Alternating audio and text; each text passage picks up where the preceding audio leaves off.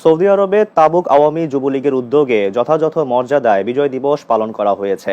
আমাদের তাবুক প্রতিনিধি শাহাদাত হোসেন সাজ্জাদ জানান, গত বৃহস্পতিবার তাবুকের লিয়া লিনা কমিউনিটি সেন্টারে এ উপলক্ষে একটি আলোচনা সভা ও দোয়া মাহফিল অনুষ্ঠিত হয়।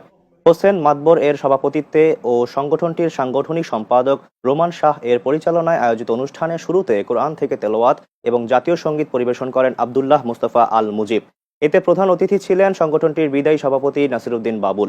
বিশেষ অতিথি ছিলেন তাবুক আওয়ামী লীগের সাধারণ সম্পাদক মুলকেতুর রহমান ফারুক এবং সারওয়ার আলম ভিপি।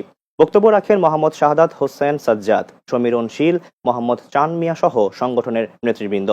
বক্তারা এ সময় বিজয় দিবসের তাৎপর্য তুলে ধরে সকল প্রবাসীর প্রতি দেশের কল্যাণে কাজ করার আহ্বান জানান। এ সময় বঙ্গবন্ধুর ভাস্কর্য নষ্টকারীদের নিন্দা জানান তারা। এছাড়া অনুষ্ঠানে সংগঠনের বিদায়ী সভাপতি নাসিরউদ্দিন বাবুলের দেশে যাওয়া উপলক্ষে সম্মাননা ক্রেস্ট ও ফুল দিয়ে বিদায় সম্বর্ধনা জানানো হয়। অনুষ্ঠান শেষে আল্লামা হারুন মুস্তফা ও রশিদের পরিচালনায় দোয়া ও মোনাজাত করা হয়।